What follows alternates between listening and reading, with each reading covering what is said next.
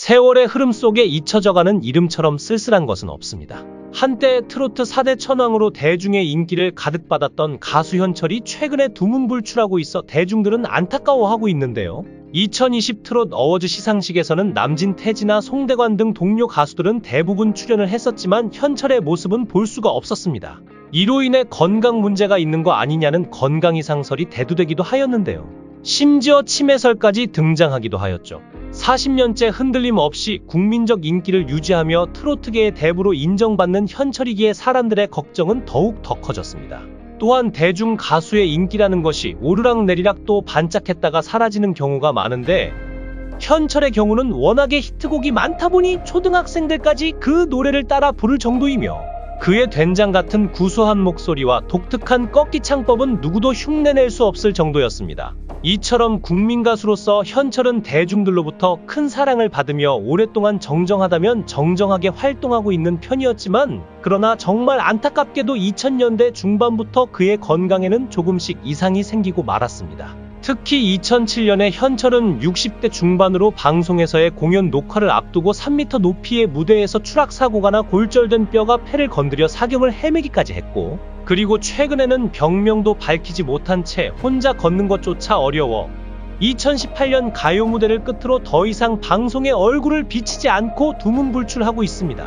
오늘은 현철의 가슴 아픈 사연과 최근 근황에 대해 말해보고자 합니다. 1942년 부산에서 태어난 현철은 어린 시절 부모님이 시장에서 좌판에 깔고 씨앗을 파는 종묘 장사를 했고, 그때 어머니가 울고 넘는 박다일제를 무척 잘 불렀는데 그 소질을 이어받은 현철이 학창시절 노래대회에도 많이 나가곤 했습니다. 그렇게 어렸을 때부터 목소리가 독특하니 그쪽으로 한 우물을 파라는 주변 사람들의 권유로 일찌감치 가수의 꿈을 키웠지만, 시장에서 장사를 하던 아버지는 당시만 하더라도 가수는 딴따라라고 천시받았기 때문에 반대하였습니다. 그는 아들 현철에게 은행원이 되라며 노래하는 그를 혼내기가 일쑤였습니다.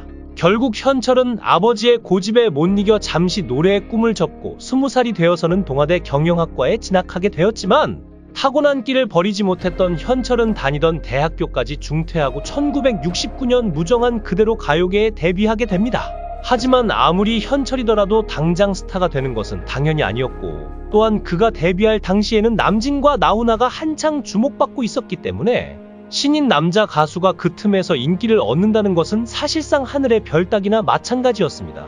그렇게 시작된 현철의 서러운 무명 시절은 자그마치 20년간이나 이어지게 되는데, 이때 지금의 아내를 만나 결혼까지 했지만 워낙에 형편이 어려워서 당시 두 사람은 결혼식은커녕 물 한 그릇 떠놓고 식을 올려야만 했습니다. 그렇다 보니 당시 현철과 아내가 겪은 고생은 이루 말할 수가 없었는데, 몇 가지만 설명해보자면 두 사람이 결혼 후 방이 없어 친구 집에서 새빵살이로 신혼을 시작해야 했고, 13번이나 이사를 다니며 쌀 한 가마니 살 돈이 없어서 봉지쌀을 사다 먹고 겨울에는 연탄 낫장으로 사다가 추위를 달래야만 했습니다. 그렇게 이때는 현철이 가수로서는 수입이 없다 보니 생계를 위해 두 사람 모두 별의 별 일을 다 하게 되는데, 당시 현철은 낮에는 건축 현장에서 벽돌을 짊어지고 밤에는 야간 업소에서 노래를 불렀고, 아내는 옷과 카세트 장사를 하며 집안의 살림까지 도맡아야만 했습니다.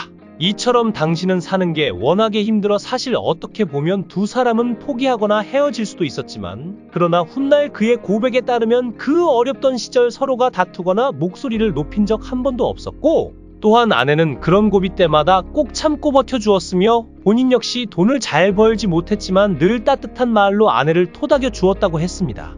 아무튼 그런 와중에도 무명 생활이 끝이 보이지 않아 끊임없이 새빵살이를 전전할 수밖에 없었고, 하지만 그런 순간에도 현철 그는 노래를 놓지는 않았습니다. 그러다 1974년에는 본명인 강상수를 대신해 부르기 쉬운 현철이란 이름을 이때부터 예명으로 사용하기 시작했고, 솔로 가수로는 이미 실패해봤기에 이번에는 7명이 함께 모여 현철과 벌떼들이라는 그룹으로 활동하게 됩니다. 당시 이들은 외국의 팝송을 주로 카피하며 번안곡들을 묶은 앨범을 발표하기도 했지만, 큰 주목을 받지 못해 시간이 지날수록 멤버들이 하나둘씩 빠져나갔고, 후에는 트로트곡을 전문적으로 작곡하며 명성을 떨친 박성웅과 현철만이 남았지만 끝내 박성웅마저 떠나버리고 말았습니다. 결국 이때 현철은 도무지 안되겠다 싶어 가요계를 떠나려고 마음을 먹고 정리를 하게 되는데, 미련이 남았는지 고심 끝에 정말 마지막이란 생각으로 고생한 아내에게 바치는 노래, 그 유명한 앉으나 서나 당신 생각을 만들게 됩니다. 이후 마침내 이 노래가 점차 입소문을 타면서 대중들로부터 인기를 얻기 시작했고, 하지만 이때만 해도 방송에 자주 출연하지 못한 탓에 당시 노래는 인기가 많았지만 정작 노래를 부른 가수의 얼굴을 아는 사람은 아무도 없는 얼굴 없는 가수에 불과했습니다. 그러던 중 1987년 아프리카 리비아 대수로 공사 현장에 있는 한국 근로자들을 위해 조용필, 주현미, 김연자 등 당시 내노라 하는 최고의 가수들이 공연을 가게 되었는데, 그런데 그때 파견된 근로자들이 고국의 부인이 보고 싶다며 얼굴은 잘 모르지만 앉으나 서나 당신 생각을 부른 가수를 공연단에 꼭 포함시켜 달라고 사전에 요청하면서 얼떨결에 현철 그도 합류하게 됩니다. 이때까지만 해도 당시 사람들이 현철이 리비아로 떠나는 근로자로 오해하기도 했으나, 그가 근로자들 앞에서 노래를 부르는 순간 고국의 그리움으로 눈물을 적시던 근로자들의 모습이 그대로 전파를 타 대중들에게까지 전해지자 마침내 20년간의 무명 생활을 정리하고 꿈에 그리던 인기 가수 대열에 안착하게 됩니다. 이후부터 현철 그는 대한민국 가요사의 한 축을 그었다 해도 과언이 아닐 정도로 정말 많은 사랑을 받게 되는데, 특히 1988년에 발표한 봉선화연정은 당시 김은국의 호랑나비와 더불어 가요계 순위란 순위를 모두 휩쓸면서 마침내 가요대상에서 최고의 상인 대상을 차지하게 됩니다. 그리고 1990년에는 현철과 벌떼들에서 마지막까지 함께했던 박성훈이 만든 싫다 싫어로 또 한 번 대상을 차지하며 명실상부 대한민국 최고의 가수이자 국민 가수로 우뚝 소개되었고, 그는 송대관, 태진아, 서른도와 함께 트로트 4대 천왕으로 불리게 되면서 침체기로 접어들던 트로트를 다시 활성화하는 데 결정적인 역할을 하게 됩니다. 그렇게 이후부터는 말 그대로 거칠 것 없는 탄탄대로 현철의 시대가 열리게 되었고, 특히 1990년대에는 무려 6년간 연속으로 10대 가수상을 수상하며 인기를 독식해 한때 그가 한국 여론 설문조사에서 나훈아, 남진, 조용필을 제치고 가장 인기 있는 가수 부분에서 1위를 기록하기도 했습니다. 그렇게 지독한 가난과 무명 시절을 이겨내며 가수로서는 누구보다 크게 성공한 그였지만, 안타깝게도 2000년대 중반부터는 나이를 이기지 못하는 모습을 보여주었으며, 설상가상 2007년에는 방송에서의 공연 녹화를 앞두고 공연 리허설 중 3m 높이의 무대에서 추락사고가 나 갈비뼈 3개의 골절상을 입어 한때 사경을 헤매기까지 했습니다.